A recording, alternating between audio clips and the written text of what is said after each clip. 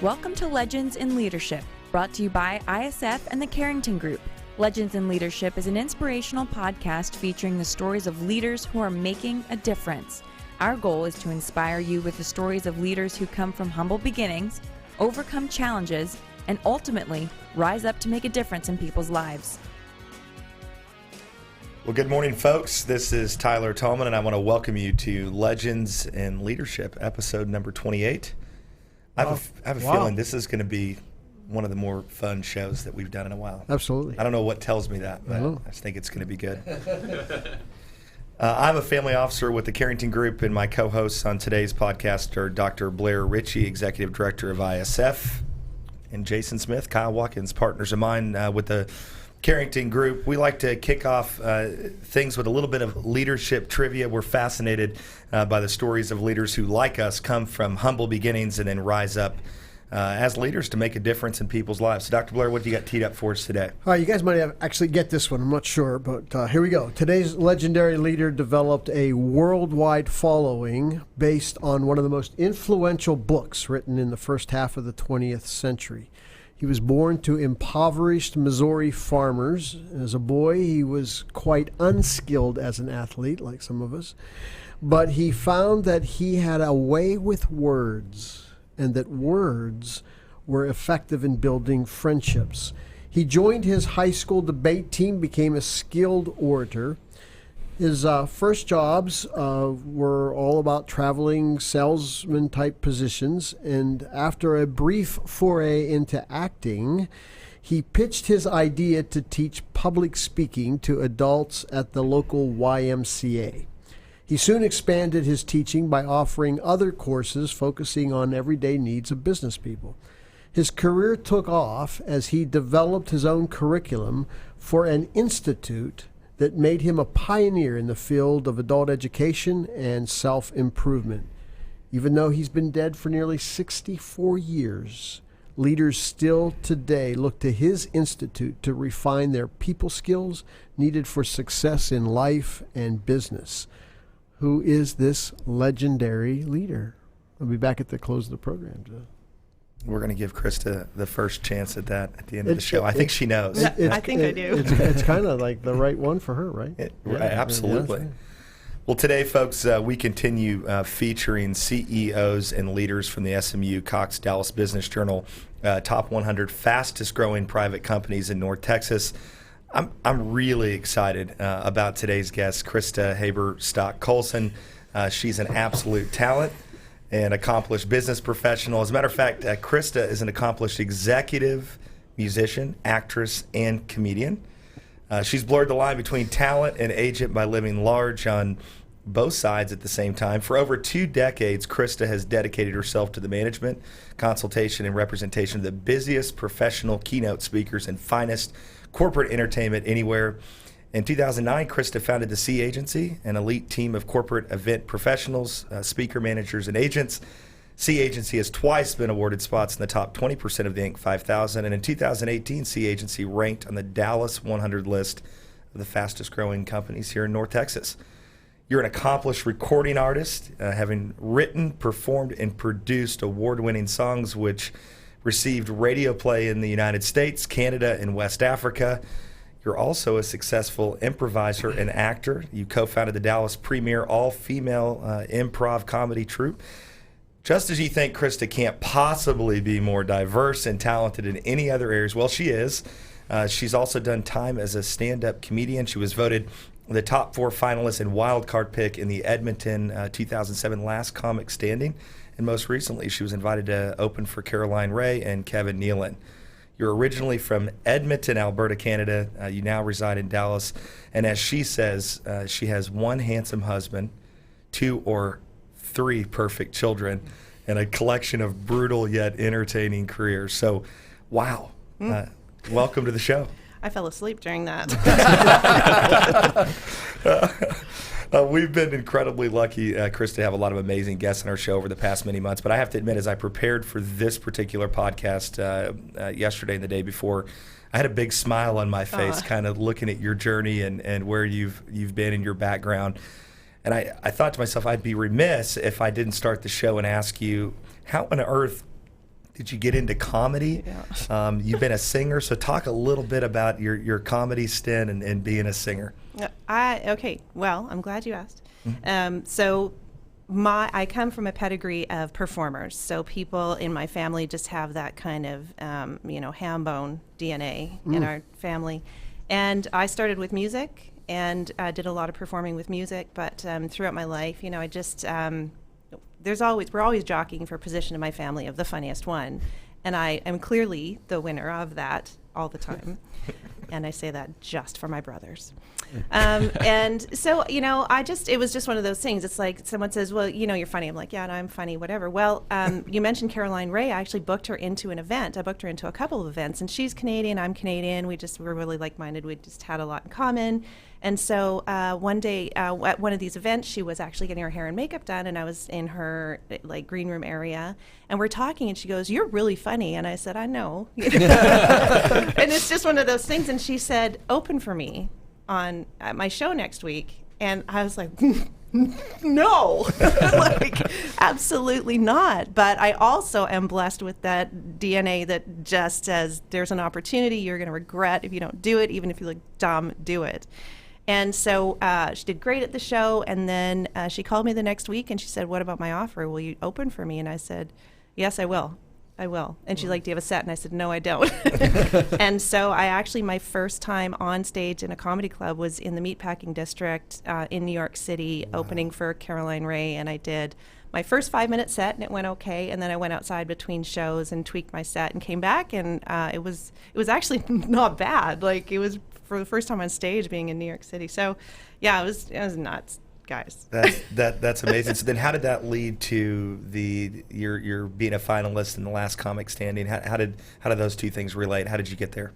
Always looking for a new show, more stage time, and then Edmonton had this thing going on, and so I went up, and I did well, and I kind of had an offbeat kind of angle on my comedy, which we talked about before, which I'm not bringing up because I want to sound like a grown up to your listeners. Thank you. But yeah, so I don't know, I just think it really attracted a lot of attention, so I got the wild card pick because they couldn't give me the best one. They're like, okay, there's people better than you, but you're so weird.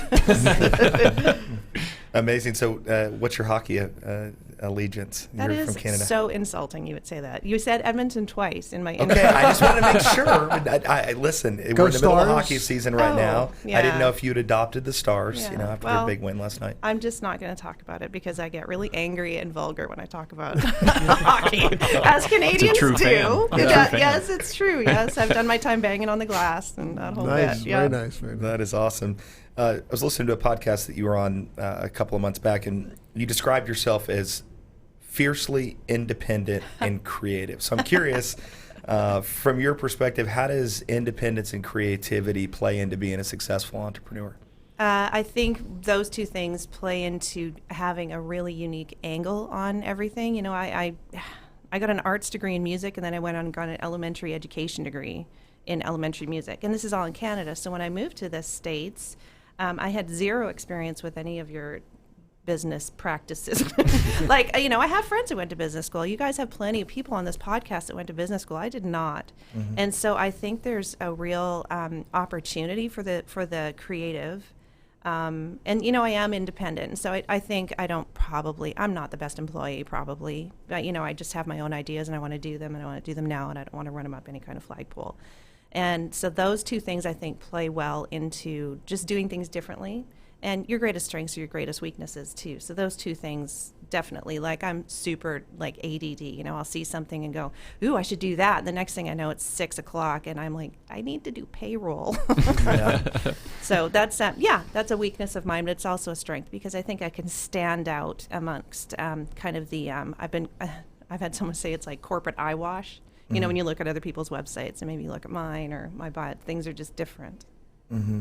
So without having that traditional approach to the business school and that maybe that line of education, how have you educated yourself about business and learned what you needed to be successful? Oh, I was thinking about it on the way here, actually. I feel like I'm like queen of the bootstrappers, you know, street smarts, just scrappy, you know, just this unwillingness to be defeated or suck, really. You know, and of course I do both of those things really well too. You know, I've been beaten down plenty of times and I suck more than I shine. But yeah, I think that it's just done really well for me to just learn as I go. And then there's the 10,000 hour genius principle too, that I've been doing this. I'm in my 22nd year doing this. And so at some point you're like, yeah, I think I've got this, you know. But when, you know, I only learned what a P&L was like 4 years ago, 5 years ago, something like that. I was like, a what? You know. So yeah, there's definite disadvantages, but it's really important, I think, and I've tried to do this, but you got to surround yourself with people who are better at these things, because I don't pretend to be good at them, and I don't actually want to, because they make me want to put bamboo shoots under my fingernails. So yeah, I do think that it's helped me, but it's just really street smarts. That's a long answer to a small question. You were just talking about folks that you surround yourself with that ultimately help launch you in the business world. So talk about that. What are 2 or 3 influences that are folks that have been in your life that have been a difference maker for you? I wouldn't be in this industry if it weren't for my brother and sister-in-law. So my brother is a professional speaker. He's actually a Hall of Fame speaker in Canada and the U.S. And he's a New York Times bestseller. He was in the 1992 Winter Olympics competing for Canada. And he did speed skiing, which is straight down with the, you know, Darth Vader style helmet. And yeah, that was him. And so he held the speed record for a long, long time. But all that notwithstanding, he has an incredible story to share, going from non-athlete to Olympic athlete in 4.5 years, based on his mental training techniques. Because, you know, he laughs that he played clarinet in the high school band, and, you know, he didn't grow up, you know, he's semi-athletic. He liked skiing, but you know, we have a history of bad knees, so I sing, and he didn't. You know, none of us really did anything too sporty, but he went to the Olympics. Met and married a woman who owned a speakers bureau, and when I wanted to move to the States, I needed a portal of accessibility to America. Thanks, immigration. So yeah, so she said, you know, I had a position just open up, management consultant at my company. You want to come do it? And I said, sure, I'll figure it out. And I did, and that was almost 22 years ago. So definitely I learned the ropes from those two. And then just being in the industry I'm in with motivational and inspirational speakers and the greats. Like, guys, the people that I've met and, like, called up and said, hey, could you tell me about this? I've been very diligent, and, like, if you have those people at your access, they want to hear from me because I'm, like, selling them, right? But I'm like, here's what I want from you. I want you to tell me how to be a better XYZ. And I've done that consistently, because you pay hundreds of thousands of dollars to these people the normal person does, but I've got access to them. So I never took that for granted. So there's an army of speakers who have helped me along the way. Yeah, we talk about that a lot with our podcast, that, you know, being on episode 29 today, one of the things that the value that we've gotten is all these amazing people that we get to learn from each week as well. Sure. So it sounds like something similar that you've experienced as well. You've had such a diverse career. You bestow, it seems like, lots of different talents. So in all that you've accomplished, what do you see as your greatest achievement that, man, I wouldn't look back and change anything about that? That was my greatest achievement. Oh, man. Well, if you don't say kids and you get kicked out of the mom club. But, I mean, obviously my kids are truly my greatest joy. You know, they're two of the most amazing people I've ever given birth to. Get it? Ever met. So I would say, oh God. And this is, I think, it's going to predate my career in the speaking industry, but when I was actually an elementary music teacher, my father had passed away. He passed away at 59, and I was, you know, in my early 20s, and it was my first year teaching, I guess. And before he died, he said, you know, with those kids, teach them the classics. You know, we're a musical family. Teach them the classics. You know, don't just do the Humpty Dumpty songs, do the classics. So for the Christmas show that year, I did Handel's Messiah with real strings and a symphony and an elementary thing, and they wore robes. And I pushed myself harder than I ever thought I ever could, and it came off, and I had parents like showing like eternal gratitude, and I know I made a mark on the students in a good way. And I still am actually, I have a couple of those students as Facebook friends now, and I watch them and their kids grow up and stuff. So, it has nothing to do with the speaking industry, but everything of what I was able to do prior to that. I'm interested in her book project. Oh no. So you're talk a little bit about your helping other people with their Bookability. Bookability. Yeah. And I'm interested in maybe a few nuggets. Sure. That you might pass on to our listeners about sure and increasing their ability. Of course. So Bookability is a word that I made up, and it has to do with really how you present yourself to the market to make yourself more easier to purchase by a buyer. And a buyer could be a speakers bureau who brokers speakers, and they consult clients on where to find the best speakers, or it could just be the meeting professional, the event professional looking for speakers. So what would appeal to those two groups of buyers and other groups of buyers too? What's going to make you the easiest least fear transaction for them? And, there's a top, I've curated a ton of survey results from everywhere I can find. And the top one is always a video. Like if you've got a great speaking video that shows real large market footage, conveys that you've had plenty of audiences and that you're confident on stage, gives a couple head nodding points and people laughing, people taking notes. The video, 41% of meeting planners state that as the number one way that they determine if they want a speaker or not. Second would be testimonials, the rave reviews, so that there's, what you're doing for meeting planners is always wanting to lower the fear of the buyer. You want to have the confidence that you're making the right choice. So in the absence of seeing them live, which is how 3/4 of all meeting professionals find their speakers, is seeing them live. Those are some of the things that make you more bookable. You have a musical side to you as well. You were just describing some of it as a music teacher, but talk about some of the work that you've done in the songs that I understand have been on major radios, U.S., Canada, and Africa. So talk a little bit about that. Well, when I do things, I throw myself into it 1,000,000%. So, back when I wanted to be a rock star, I decided to throw myself into what I was currently familiar with and loving was Christian music, and made a good network of people in Christian music. And some of my musical heroes were Christian musicians, and so I wrote and recorded some songs. And the early ones, I just cringe when I listen to them, and that's what you do. It's the first batch of pancakes. You do it, you toss them out, and you're done. And they do okay. I mean, people seem to like them, but as a critic, you're most critical of your own work. But some of the last songs I recorded, I'm really proud of because I feel like I kind of hit my stride. I found my voice, not just my singing voice, but kind of the voice that I wanted to speak in, and I was true to myself as far as the message that I wanted to get across. And so those are some of the things. And I still have people reach out. They're like, I just found you on whatever it was, SoundCloud or something, or God Radio. I don't know what it is, but people still find my music and they're like, I still I have you on constant rotation. I love it. Are you doing anything else? Are you touring? And I'm like, no, it's been 15 years. So that's it. Those are some of my proudest moments too, was because I really pushed myself. And I don't play piano, but I actually played piano on one of the songs. I decided I was just going to get in there and do it.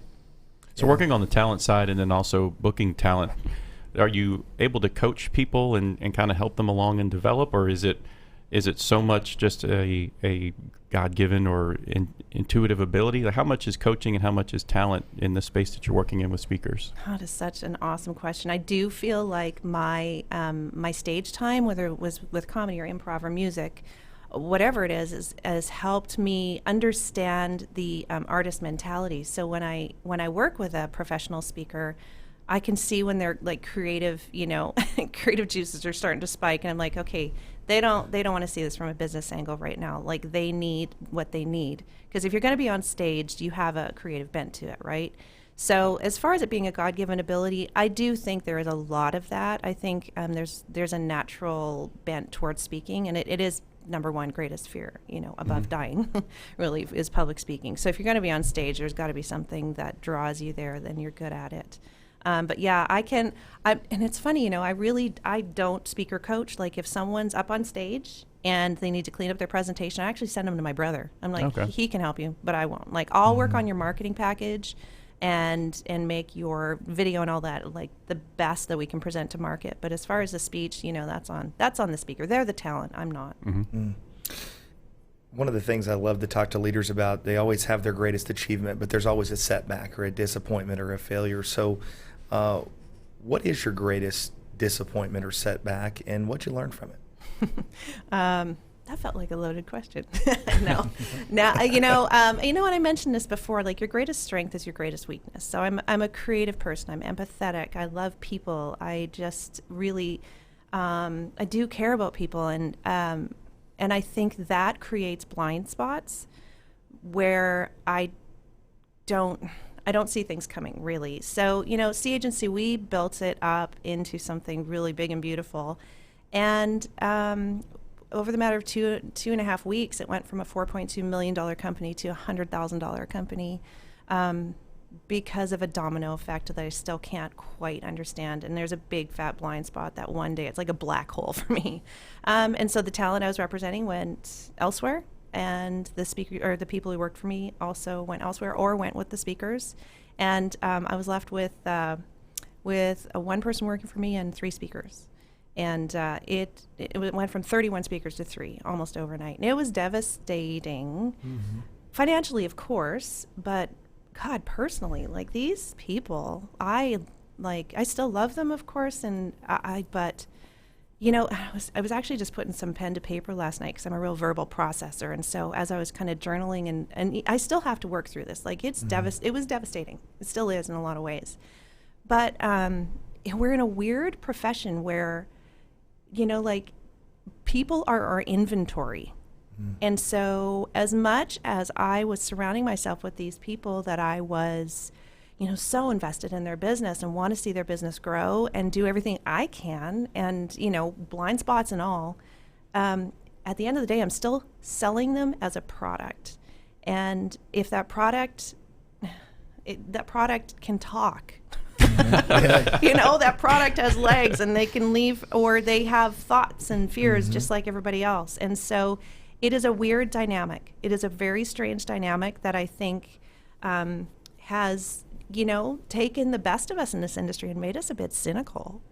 And so, I would say that I'm still really working through that. And it was almost 2 years ago now that happened. The best thing that ever happened to me, though, professionally, honestly, it was like I truly, truly believe, and I've said this multiple times, God didn't do that to me, he did it for me. Because it was like the flood in Old Testament times. It like wiped everything out. It's like, who do we have on the Fresh ark? start. Yep. Okay, you 3, perfect. Let's do this. And we've built the roster up into this amazing, like it's even better than it was before. So, and and I'm launching a new business like right now, which never would have happened had C Agency continued on the track that it was. Amazing, and you'll be better for it. Oh yeah, no doubt. So let's talk about that. Let's talk about C Agency, and let's talk about the new company that you're putting together. I know that is exciting for you. So, who's your ideal target client? What are you doing with the new business? And tell us about C Agency. Well, sure. So C Agency was built on the premise of making speakers more bookable and taking them to market, so that people being buyers could make a more confident decision, like I was saying about Bookability. And because that's my expertise, it's worked really well for the speakers I've represented. And so what we do is our motto is do good, have fun. It used to be do good, have fun, make money. And it's now do good, I can do this. Do good, have fun, make a difference. And that's been critical in C Agency's evolution. So we're just rounding out our 10th year. July will be 10 years in business. And I believe the market has shifted, and in fact, I know it has, to be much more, as a speaker management company, when I came into it 10 years ago, there was just a small handful of speaker management companies. And on the heels of C Agency, coming into existence and doing well, they started cropping up, and there's a lot more. And so there's a little bit of the market being flooded with speaker management companies, and so it's hard to differentiate at that point. And I think that it's gotten real loud in my area. So knowing what I know about how meeting professionals find speakers, and I referenced this before, 3/4, it's somewhere between 73% and 81% of meeting professionals surveyed find speakers from seeing them or by referral. We were talking earlier that it's everybody I talk to, when I say, how did you find your speaker? Oh, it's, I saw them, or so-and-so saw them and jotted their name down. And so a combination of that data and information, and kind of existentially what I've learned in the last couple years, needing to destroy my cynicism, frankly, needing to get back to the humanity of this profession instead of the people trafficking, it's like the selling of people. I want to get back to the humanity of it and seeing heroes and watching them do well. A business partner and I, she's a meeting planner, Lindsay Martin Bilbrey, she's been doing it almost 20 years as well. She came to me and said, I think we need to provide an event for event professionals, a safe environment where we foster trust, transparency, have honest conversations with every corner of the events industry, and would you provide some talent for it so they can see new talent? And I said, hell yes, I can. And so we have targeted 22 events over the next 18 months. We'll be co-locating with the biggest event industry events like, like Meeting Planners, Meeting Professionals International, MPI, and IMEX. I mean, there's a bunch of them. I can throw out acronyms all day long, but we're going to co-locate with them. And in three cases now, I think, the events have found out what we're doing, and they're like, will you please be part of our pre-conference programming? So they've actually enveloped us into their programming. One of these associations has 75,000 members. Wow. You said you changed your motto to make a difference. Yes. So what does that mean to you? What does it mean to make a difference when you look at it from a business standpoint? I think the money follows when you make a difference, but I think you got to put the focus on what really matters, what helps me sleep at night, and what I want my children to see me doing during the day. One of the speakers that I've been working with since just about day one for 10 years is a guy named Doc Henley. And he's a 2009 CNN hero, and that's how I found out about him and met him. But he founded an organization called Wine to Water, and Wine to Water brings awareness and relief to the global water crisis. And so he started out talk about bootstrapping. He's a tattooed, Harley-riding bartender with a communications degree and a tip jar. That was what he had to work with. And he started having events where it's like, let's just bring, some money and some awareness to the global water crisis. And now whenever you hear this, they're in a couple dozen countries now. And Doc's mission became my mission, and now Doc had to step back from speaking a little bit because the humanity of it for him too. He just couldn't get up and transactionally, hi, here's my story, standing ovation, everyone goes on break and has their scone. He's like, there has to be more to these events. And so he does a small number of events a year where you actually build a water filter that goes into a community to provide water for 10 years for 10 people. What? Like, this is the stuff that I want to be involved in. And it's not just that. It's not just the corporate social responsibility and the global awareness and saving lives. Of course, that's a big part of it. But for me, these messages that speakers have are so important that, those shiny packaging that I've developed so well for them, I could shiny package anything. And that, to me, has delegitimized my work, and I need to re-legitimize it. And so that is why I want to put this talent in front of planners so that great messages can spread in the right way. We're out of time, pretty close to the show, and I'm so mad because I'd like to dive off absolutely. into that, some amazing synergies around that being your mission, and really? And that holds near and dear to our heart as well. As we wrap up today, Christa, tell us, what is a piece of literature or podcast or something that has really been a difference maker in your life from a leadership standpoint? Well, being a semi-foul-mouthed Christian, I do love Gary Vaynerchuk. He is 100% himself, and he has, I don't know if you know Gary Vaynerchuk, but I think he's the greatest. So Gary V, look at his stuff, and it's real bite-sized chunks as far as, what he puts out on LinkedIn and Instagram and social. And I also really like what Seth Godin has to say about pretty much anything. So those are my two people that I love to listen to. I'm so disappointed. I thought you were going to immediately say Legends in Leadership podcast, but you listened to your first Next episode time, this morning. I mean, after I listen to them on repeat, maybe. Well, we appreciate your time today. As we wrap up, we always like to go over and check out the answer to our leadership trivia, and I want to give Christa a chance at this. So, who's our legend? I hope I'm right, and if I'm not, will you edit it out? Can you give me that? Because I This should is know. live, unfortunately. Oh, what? Yeah. Oh, man. I think it's Dale Carnegie. You got it. Way Nice. to go. Do you know, this is interesting. How to Win Friends and Influence People, Yeah. 15 million copies Nice. and climbing. Isn't that amazing how one book can impact so many You people? threw me off because I didn't know he had passed away so long ago. Yeah. So when you Right. said that, I went, Yeah. oh, maybe it's not him. Yeah.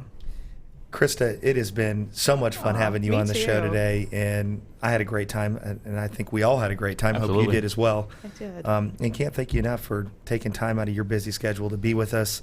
I wanted to give just a shout out to the International Student Foundation and Carrington Group for an awesome luncheon yesterday. Yay. Oh, man. Featuring Michael Franzese, former prince of the mafia, who I think told a pretty fascinating story in front of our group. And Could have talked for 2 more hours. I mean, Oh, it's my gosh. absolutely. so much. So appreciate everybody who came out to that event to make it what it was. And I think we've got some things under our sleeve for an even bigger leadership luncheon coming up next year in 2020. So stay tuned for information about that. Well, folks, that's a wrap. On behalf of the Carrington Group, International Student Foundation, our special guest, Christa Haberstock Colson. Haberstock. Oh, my gosh. Gosh. We went over this on the show. We tried so hard. We got in your head. Oh, my gosh. This is Tyler And Tolman. it's very vacant in there, right? This is Tyler Tolman wishing you a good day. Remember this: if your actions inspire others to dream more, learn more, do more, and become more, then you are a leader. Thanks, guys. Have a great week. Legends in Leadership is brought to you by the Carrington Group. Carrington Group is a family office with a passion for helping business leaders and their families make smart choices and fulfill their highest aspirations. To learn more about the Carrington Group, visit their website at www.carringtonfo.com or Google Carrington Group, Dallas, Texas. ISF is committed to leadership development for aged-out foster care and orphaned youth. ISF's mission is to transform these youth into tomorrow's leaders with scholarships, mentoring, and leadership training. To learn more about ISF, visit their website at isfsite.org or Google International Student Foundation to learn more. Securities offered through Regulus Advisors, LLC. Member FINRA/SIPC. Investment advisory services offered through Regal Investment Advisors, LLC, an SEC-registered investment advisor. Regulus Advisors and Regal Investment Advisors are affiliated entities. Carrington Group and this broadcast are independent of Regulus Advisors and Regal Investment Advisors.